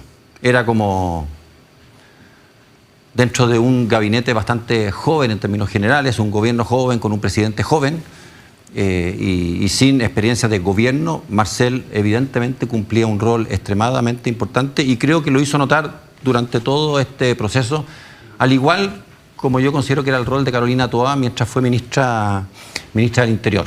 Me parece que ellos, junto al presidente Boric, por supuesto, fueron los que llevaron la ruta y el ritmo del gobierno. Por lo tanto, esto me parece que para el gobierno es un cambio sensible, sumamente sensible. Viene la discusión de presupuesto, en la prensa ha salido muchísimo al respecto, es una discusión clave, muy importante para el país, para ver cómo seguimos en esta confluencia de ingresos y gastos. Hay que seguir en el esfuerzo, que probablemente ha sido, y el mismo ministro Marcel lo reconoce, la piedra en el zapato, es no haber llegado a la confluencia de ingresos y gastos equilibrados, y por tanto el país sigue en un proceso de endeudamiento cada vez más presionante y que hay que intentar resolver. Y por a propósito de eso, el ministro Grau decía en el bloque anterior, ahí mismo, decía, este va a ser un presupuesto responsable, ese es el adjetivo con el que lo definió, muy responsable en materia de estabilidad, de equilibrio fiscal. Sí. Aquí todos los parlamentarios, principalmente los oficialistas, pero todos los parlamentarios tienen su medida en año electoral. ¿Usted cree que es capaz de controlar a los parlamentarios de RN por lo menos para que no ejerzan presión sobre el gasto? Todos estamos absolutamente conscientes de que el presupuesto debe ser responsable y la verdad es que no este presupuesto en particular, lo debía ser el del año pasado. Logramos un acuerdo de rebaja de gastos de entrada de cerca de 600 millones de dólares y también una meta de gasto distinta a la que inicialmente se proyectaba. Y este es un esfuerzo que tenemos que seguir haciendo día a día.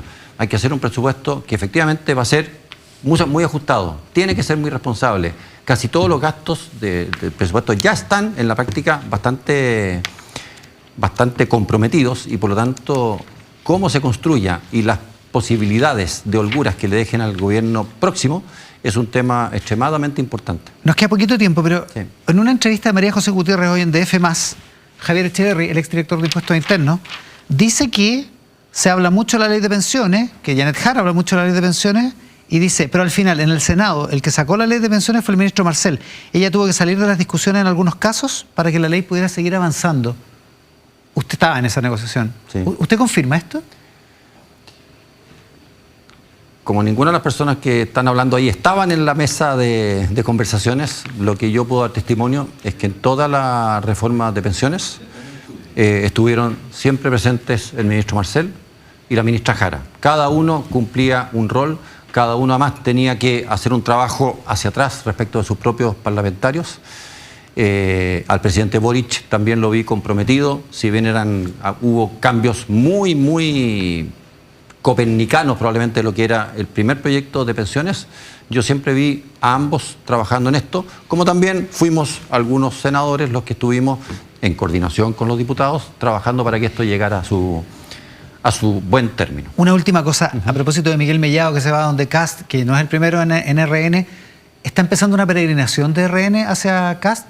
¿Cómo lo ve? ¿Cómo pretende contener ese impulso? Las peregrinaciones son normalmente actos religiosos. Espero que algo así no llegue a ocurrir, no llegue a ocurrir nunca. No, yo veo al partido para comprometido. Mantener el carácter laico de RN. Justamente, veo al partido comprometido.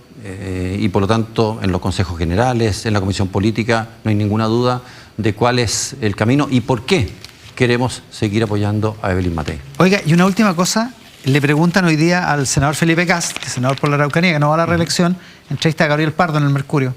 Republicanos hace política liderando el resto, de Evópoli proponiendo algunas políticas públicas, y dice, si llegara a ganar José Antonio Kast, yo espero que Evópoli no sea parte de ese gobierno.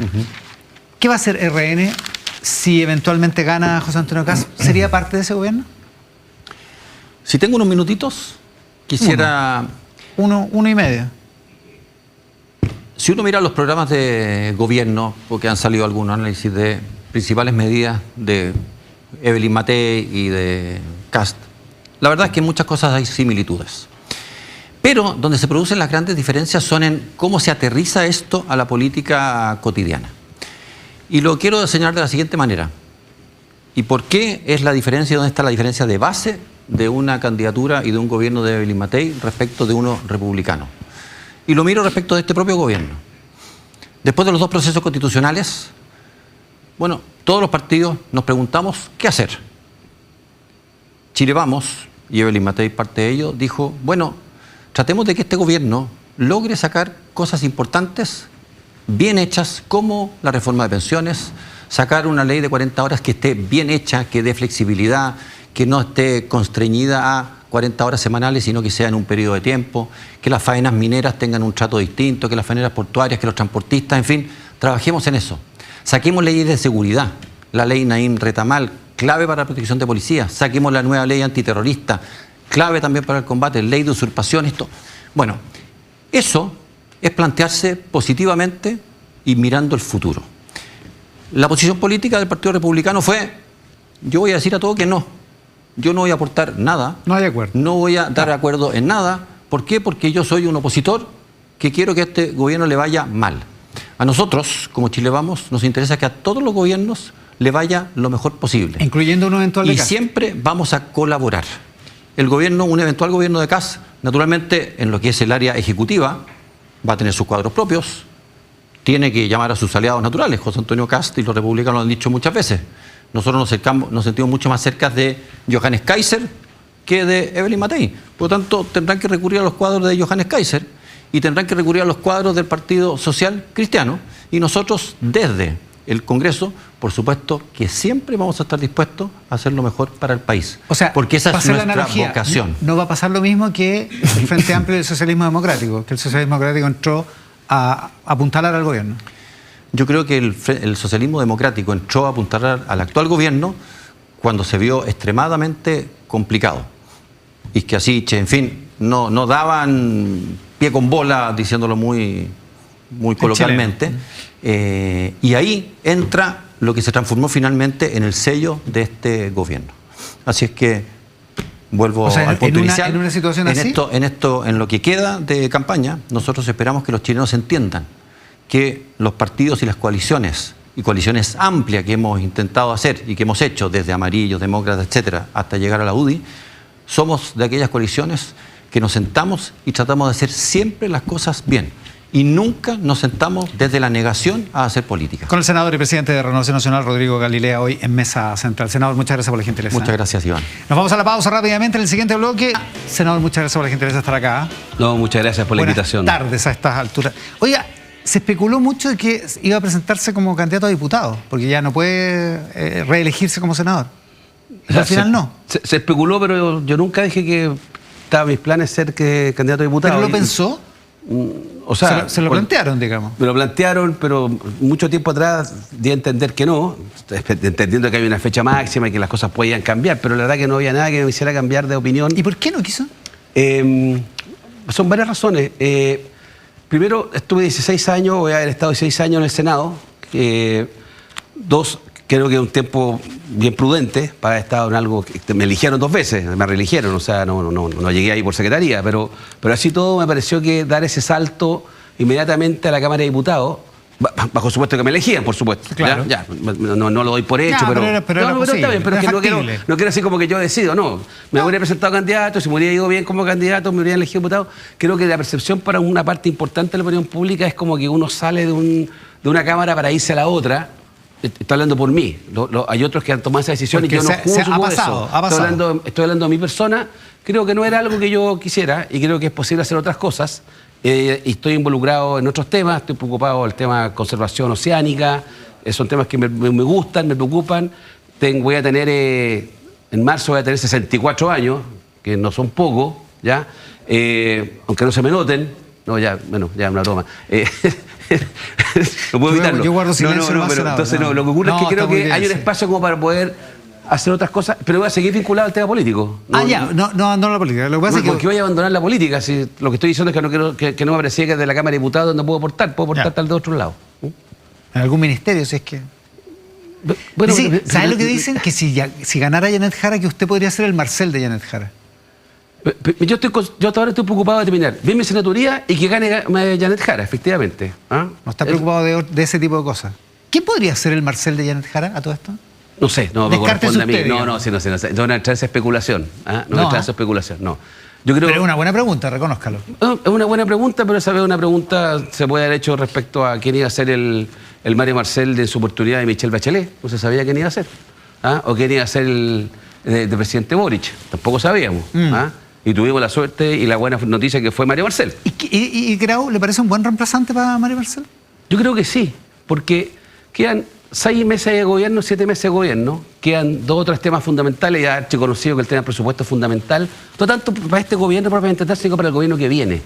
Y yo creo que en esta discusión presupuestaria, Nicolás Grau, que no es Nicolás Grau quien entró al gobierno, lo quiero decir así, no quiero que no cometa un error, no ofendo a nadie, porque todos hemos tenido con el paso de los tiempos y el ejerciendo responsabilidades, algunos en el Parlamento, ¿no? Uno se va puliendo, uno va entendiendo, uno va calibrando. Bueno, hay gente que nunca madura, que nunca entiende nada, pero en general yo diría que en el caso del ministro Grau, sigue un proceso, yo he visto de la persona que entró, hacerse cargo de administrar, gestionar el gobierno, gestionar el Estado. Creo que veo una persona muy aplomada, sacó adelante proyectos importantes, fraccionamiento pesquero, sacó adelante permisos sectoriales, y eso implicó mucha gestión, interactuar con la oposición, entender las restricciones propias que tenemos, las restricciones propias que hay en la administración del Estado, que creo que una generación que era muy crítica de todo lo que se ha dicho antes, veían solamente connivencia tal vez de un sector político con el capital, para ponerlo en términos como le gustaba a algunos de ellos. Sí, po. Y la verdad, bueno, es que la verdad que la vida no es así. ¿Está más reconciliado con ese bloque? No, eso es un tema que hemos ido avanzando, yo creo, se han ido puliendo algunas diferencias. Porque en la primaria no se notó mucho. Pero ese tema va a quedar para después de las elecciones. O sea, yo podría ir a este canal a hablar de ese tema, pero no voy a hacerlo ahora porque no es el minuto, porque ahora estamos convocando, generando algo amplio con Janet Jara, para tratar de proyectar las buenas cosas que se lograron hacer en este gobierno. Y eso es muy importante. Es que es un problema, porque ¿Por qué? si llega a ganar Janet Jara, entonces tampoco va a ser tiempo de discutirlo porque hay que armar el gobierno. No. Se armará el gobierno, pero creo que tiene que haber un momento en que uno tiene que ponerse al día con nuestros pasados, con nuestras declaraciones, porque para construir futuro tengo que hacerlo sobre bases sólidas. Y no solamente sobre bases de conveniencia electoral. ¿Ya? El presidente Boric tuvo una gracia, que apenas pasó la segunda vuelta, contó con el apoyo de todos nosotros. No porque nosotros nos formáramos en borichistas, era porque era la mejor alternativa que había en ese minuto. Él tuvo la inteligencia y la capacidad de ampliar su base de apoyo, incorporó rápidamente aparte el socialismo democrático, no a todo, pero aparte. Y ahí está Mario Marcel, que tú hablabas, por ejemplo. ¿Ya? Lo incorporó después de la segunda vuelta. Bueno, sí, pero si nosotros competimos también esa primera vuelta. Entonces, y ese gobierno, que partió difícil, con unos ripios, etcétera, eso hay que ver que la conjunción de fuerzas, el miserable fracaso del 4 de septiembre del 2022, donde nos farreamos una oportunidad gigantesca, no sé por qué pongo primera persona en plural cuando yo tuve poco de esa responsabilidad, pero fui parte de una coalición. Todo eso creo que influyó en la marcha del gobierno. Esta oportunidad partimos mejor, porque tenemos una primaria entre nosotros. Pero ese debate queda pendiente. Y Janet Jara viene con un programa nuevo, que es el programa que los 9 partidos que la apoyan estamos elaborando, no está terminado, ¿ya? Y es que es muy importante porque no vamos a armar una coalición a partir de la segunda vuelta. Nosotros fuimos capaces de hacer una primaria. Y créeme que estuvo aquí Rodrigo Galilea recién, y ellos lloraron por una primaria. Brigaron, imploraron a Castro una primaria. Y no hubo. Y lo mandaron a guardar. Entonces ahora, dicho eso, están en mejor pie, pero ese tema queda pendiente. Mire, los recuentos con la historia quedan pendientes desde el punto de vista más análisis político, histórico. No, porque usted dijo que era para las bases sólidas de una coalición. Sí, claro, yo creo que es importante. Es más que historiografía. Por eso que yo he apoyado al presidente Boric, creo que él ha tenido también no sé si la palabra es un giro, pero ha tenido un énfasis distinto. El viernes se cumplieron 100 años del Banco Central de Chile. En efecto. Y el presidente Gabriel Boric dio unas palabras, tenía un discurso, pero básicamente él, a esta altura, tú le vas a dar un discurso a Gabriel, al presidente, y él elabora bien. Bueno, hablaba de responsabilidad fiscal de principio a fin, ¿ya? De lo importante la disciplina. Si me digan lo que digan, ese no es el presidente que asumió ni el diputado Boric. Y eso es un cambio bueno. Y eso es lo que pretendemos proyectar ahora. A propósito de cambios y a propósito del programa Janet Jara, esta semana siguieron los trastabillones, parece que pasó hace como un mes, pero el martes la candidata dijo que el tema del aborto no estaba en su programa de las primarias y sí estaba, y tuvo que corregir de nuevo. Usted que es portavoz del comando, ¿la candidata no leyó el programa de primaria? ¿No se acuerda del programa de primaria? ¿Lo quiere desconocer? ¿Qué es lo que le pasa con el programa de las primarias? No, fue ese y tuvo uno la semana anterior. Pero eso ella Van misma como lo 3. aclaró. Ella dice, cometí un error. Lo dice ella misma, dice, me Sí. equivoqué. Se equivocó. Pero se da equivoca, ¿por vuelta qué? al- ¿Porque se le olvidó que lo había No. leído o nunca lo leyó o qué? Se confundió. Yo lo Ya. entiendo así, se confundió. Pero no es grave, Iván. ¿No? ¿Sabes lo que es grave? Es no decir lo que tú pensáis. Tú te puedes equivocar si estaba o no estaba en el programa. En lo que no se equivoca y ella no da disculpas. Pero es que lo espérese. que es no. Es Pero que es ese que- tema es muy fundamental es que porque esta por- candidatura no Claro que es es sola. fundamental, po. Es fundamental. La Esta candidata candidatura piensa, no es que sobre el cobre ella misma. piensa que el cobre hay que expropiarlo o piensa que no hay que expropiarlo. Porque en el programa Este es un primario decía programa de que coalición. sí y ahora dice Eso- que no. no. Es que esta Pero es que conversación... usted dijo que lo importante es decir lo que se piensa. Y ella dice lo que piensa, pero ella quiere formar una coalición. Entonces lo que hace Janet Jara es que ella tiene un programa como tuvo Carolina Toá, a quien yo apoyé en la primera vuelta, Ajá. y Carolina Toá tenía un programa alrededor de 34, 38, 40 páginas. Janet Jara tenía algo bastante más reducido, pero ahora viene un proceso de ampliar la coalición. Y de ampliar la coalición tú tienes que ampliar las miradas y las vistas. Y por eso que no se habla de nacionalizar el cobre, no se habla de que vamos a tener un modelo de crecimiento basado en la demanda interna. Al contrario, el programa que se presentó al CERVEL, que tiene que ser complementado en política internacional en general, pero en política comercial, reafirma, pero sin ninguna duda, ni un matiz, que nuestro norte es la integración internacional, sigue siendo una política de apertura, aprovechando los comercios y el comercio internacional. O sea, están las antípodas de Y lo que esa- decía no, ese pero es que programa no hace es 4 ella, años. Es el programa de una coalición. Ya, Es que, pero- Iván, ¿sabes por qué es importante esto? Porque yo veo que esta candidatura se podrá equivocar ella o no en que está o no en su programa, pero lo que no tiene que desmentir es lo que piensa desde el punto de vista de lo que propone para el país. En cambio, yo veo que las otras, al frente tengo 3 candidaturas de derecha, ¿Ya? aquí tenemos una candidatura y 2 listas, una más grande y otra más pequeña. Al frente yo veo 3 candidaturas de derecha, a París, no sé, medio derecha, pero lo dejo afuera si quieres. 3 candidaturas de derecha, 3 listas parlamentarias, ¿ya? Y 3 programas de gobierno.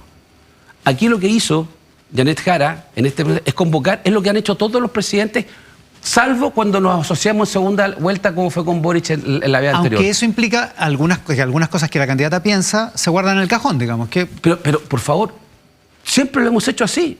Mira, yo soy partidario del aborto más allá de 3 causales. ¿Ya? Pero si quiero formar una coalición y un programa de gobierno que interprete y que sume, no necesito que eso esté ahí, porque tal vez no es lo prioritario.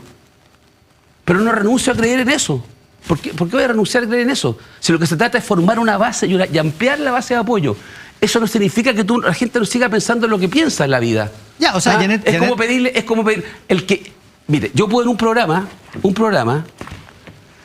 yo puedo ir con un programa, este es el de Janet Jara, no habré traído, no, este es el de Janet Jara, no, estoy hablando. Ok. Este programa, lo importante es que contenga cosas con las cuales yo puedo vivir y yo digo, puedo empujar.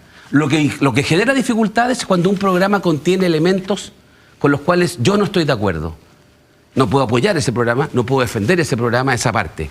Y por eso que los programas de coaliciones tratan de reflejar el mínimo común denominador. Entonces, cuando la candidata dice que hay un error, que lo dijo en el tema de la nacionalización del cobre, expropiación de las mineras, y en el tema del aborto, se refiere a que se equivocó porque se le olvidó, no a que No tengo la cambió interpretación. de opinión o... Yo digo que se equivocó y ella dice me equivoqué, ¿tá? Pero lo que vale es lo que se está haciendo acá.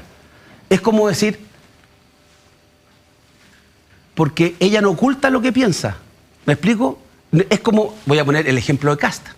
Su programa de O sea, gobierno... No, piensa- es que me voy a saltar porque es que, Iván, lo que pasa es Pero que esta candidatura no es sola. No oculta lo que piensa. Entonces piensa que sí hay que expropiar la minería y sí hay que terminar con las AFP. ella no, yo digo lo que está en el programa. Eso no está en el programa de gobierno, no es su propuesta. No, pero... No es su propuesta. pero si una cosa es que... Pero si vuelvo al pero ejemplo. no es su propuesta. Usted cree en el aborto más allá de las 3 causales, pero se guarda eso porque hay que hacer una propuesta. La candidata piensa que hay que terminar con las AFP y que hay que expropiar la minería, pero se lo guarda porque hay que hacer un programa más amplio. ¿Eso es lo que hay que entender? Lo que hay que entender es que el programa que ella tenía inicialmente era el programa con el que ella se presentó a su primaria. Y lo que está en el programa, yo parto de la base que es lo que ella apoya. Lo que pasa ahora... Salvo la demanda interna porque eso fue un error. No. Eso es lo que ella pensaba. No, pues si dijo eso es lo que eso estaba en el dijo programa, que eso es lo que está en el programa. que fue un mal Pero fraseo y que no sé qué. Iván, ¿sabe? No, pues sí. Esto no es un juego semántico.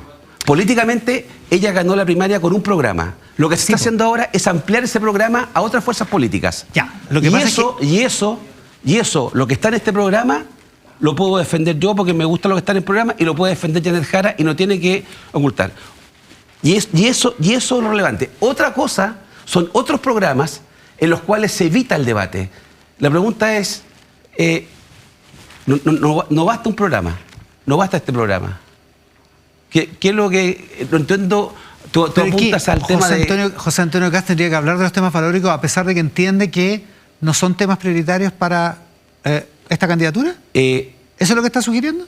Yo estoy sugiriendo que en el caso de José Antonio Kast, él lo que ha hecho es decidió renunciar a las cosas en que creía.